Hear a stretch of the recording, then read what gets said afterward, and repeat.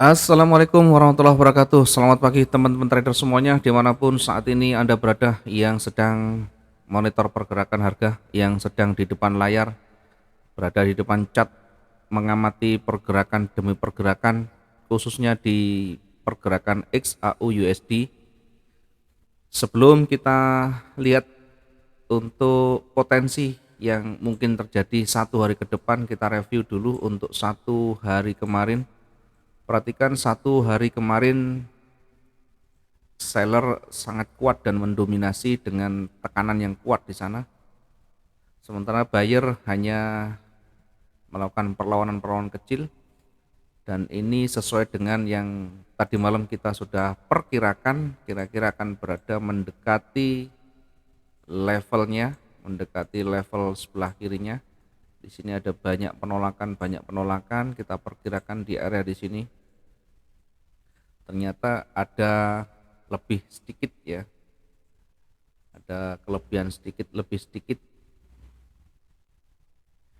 Secara umum yang sudah kita sampaikan lebih mendekati, walaupun ada kelebihan sedikit, setidaknya ada peluang ketika kita mengambil posisi sell. Tadi malam sudah kita banyak sampaikan di kelas bahwa ketika belum ada tanda-tanda market itu berbalik, maka lebih baik fokus ke tren yang ada.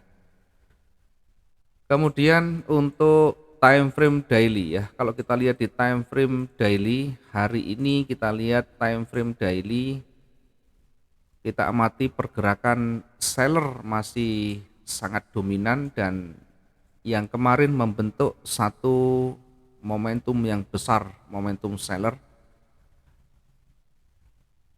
Ketika 2 hari yang lalu mencoba kembali untuk naik, tetapi dikembalikan lagi dengan posisi momentum yang kuat seller, sehingga hari ini berpeluang untuk kembali turun sampai di mana, sampai di level di bawahnya ya. Yang paling kuat berada di level 1767. Yang jadi pertanyaan, kira-kira masuk akal enggak sampai bergerak di angka sekian? Ini bergerak di 5000 sekian, sementara satu hari kemarin hanya bergerak di 4000-an mungkin ya, 3800. Perhatikan histori yang ada dari range candle yang ada, mungkin ini sudah cukup besar sehingga untuk bergerak di angka 1767 sangat kecil sekali, meskipun peluangnya ada karena ini hari Jumat terakhir mau tutupan, sehingga peluang juga ada. Hanya saja cukup jauh kalau kita melihat dari histori yang ada. Kita lihat dari rata-rata range yang ada, ini masih cukup jauh. Kemudian di time frame daily ini pula sempat dia turun tadi ya, sempat mencoba untuk kembali turun, tetapi ditolak oleh buyer ya. Artinya ini masih pagi, masih berpeluang dua-duanya. Nanti ketika sudah sore, bahkan sudah malam, kondisinya masih seperti ini, artinya sumbu yang di bawah tetap panjang ya, kemudian body yang terbentuk sudah warna hijau, maka kemungkinan terbesarnya akan koreksi naik. Sampai di mana koreksi naik? Sampai di area kira-kira berkisar di antara 1850-an ya. Sehingga jangan terlalu jauh kita berangan-angan bergerak hingga 1876 misalnya ya. Potensi itu tetap ada, hanya saja kita lihat secara logisnya yang rata-rata pergerakan kemampuan perharinya. Oke, dari yang ada ini ya, ini memang trennya kuat turun, tapi kalau melihat dari mencoba untuk kembali menekan ke bawah berat dan ditolak, maka bisa jadi ini akan mulai koreksi dulu ya, bukan pembalikan tapi koreksi ya. Kita lihat di time frame di bawahnya, kita lihat di time frame H4. Di time frame H4 sudah mulai ada loss momentum. Perhatikan dia bergerak kuat turun, kemudian di ujung bawah sudah mulai ada pengurangan kekuatan ya, dari tebel merah-merah kemudian mulai mengecil.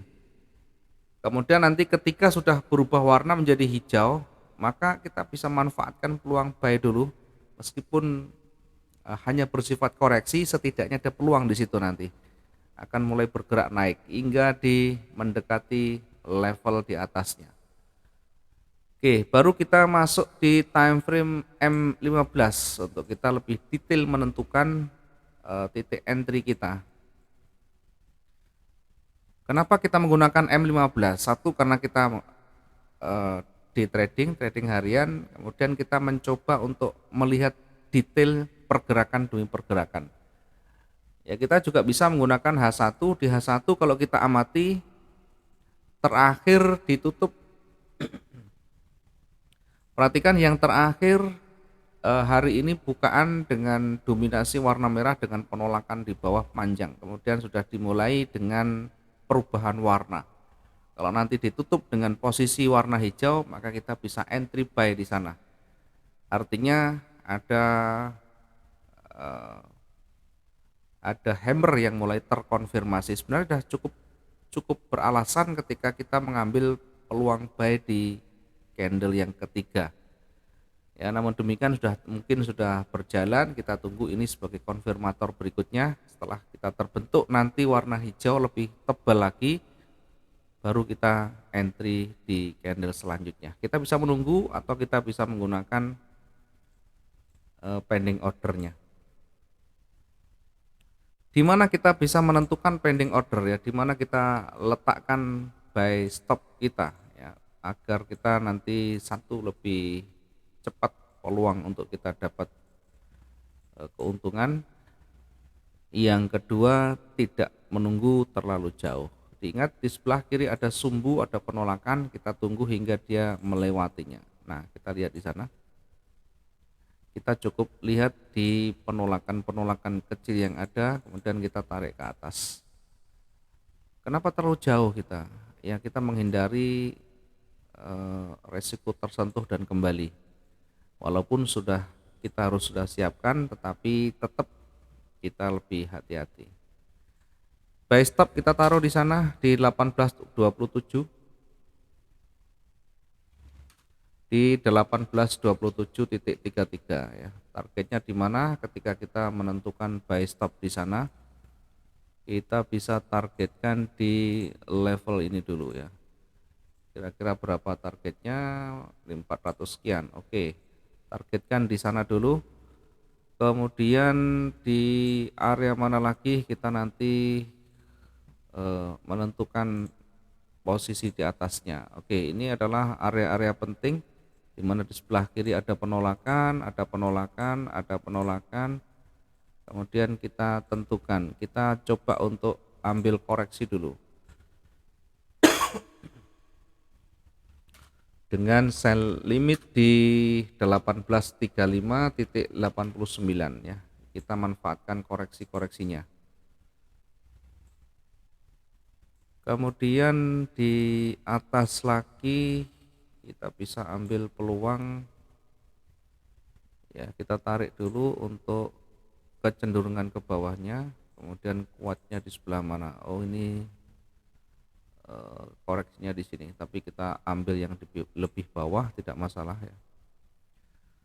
Kemudian di posisi di atas ya, kita coba untuk hitung untuk retrace-nya maksimal di sumbunya ya. Oke, kita perkecil ya, kita tidak usah pakai dulu, kita tandai saja dulu. Nah, ini adalah area untuk batasan retrace-nya berada di antara ini. Tadi sudah kita coba lihat. Nah, ini adalah area retrace-nya. Berada di area ini masih berpeluang memantul ya. Masih berpeluang memantul dengan range yang kemarin itu kisarannya di area ini ya. Ini yang 1 hari kemarin. Sehingga nanti ketika dia bergerak naik masih berpotensi hingga di area ini ya, hingga mendekati levelnya di sana.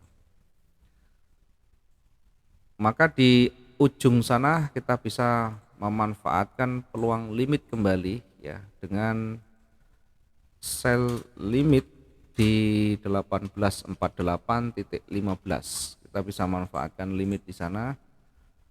Yang kedua, kenapa kita tidak ikut tren yang ada?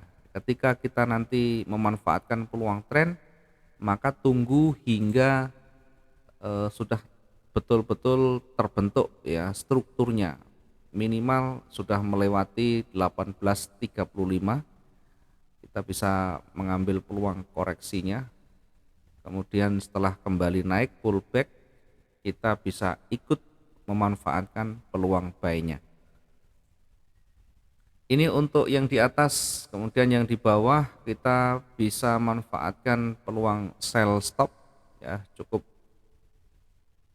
ambil saja di sini. Untuk sell stopnya kita taruh di bawah warna di bawah dari sumbu yang paling kecil. Ini kita manfaatkan untuk sell stopnya di sini supaya dapat peluang di sumbunya ya. Sell stop 18 di 1817.22 dengan target nanti berada di sumbu di bawahnya. Ya, kita targetkan di sini untuk sell stopnya kira-kira 400-an ada nih ya. Selebihnya nanti ketika masih bergerak turun, kita lihat, kita naikkan time frame-nya biar lebih terlihat di sana. Ya, karena kalau sekarang masih posisi di atas sehingga untuk melihat sebelah kiri cukup jauh, cukup sulit ya, kecuali dengan time frame yang besar begini baru kelihatan.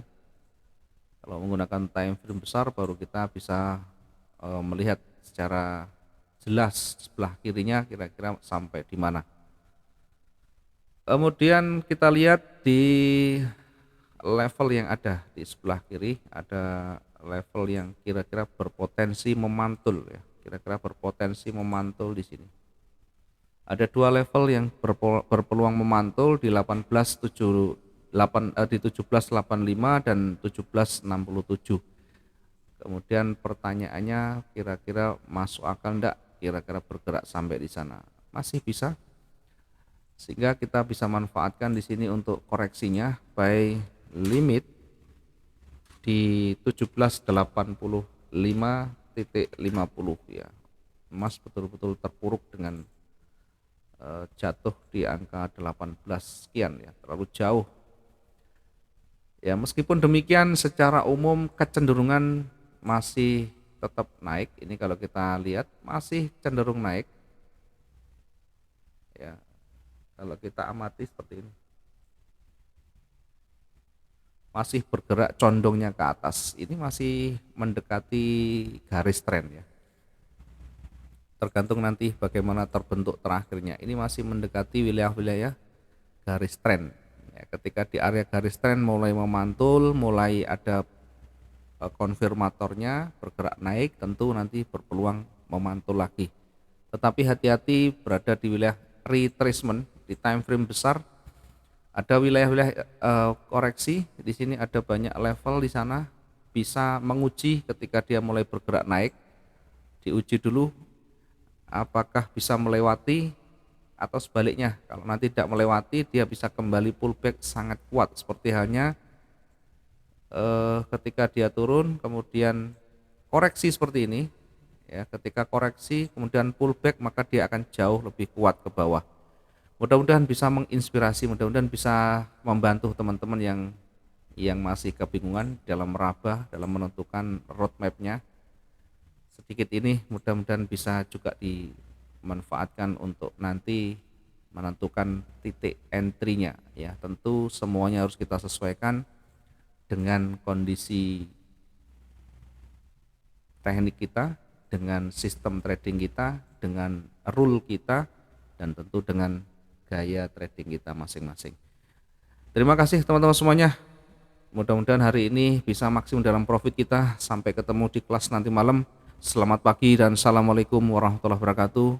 Salam profit dua arah.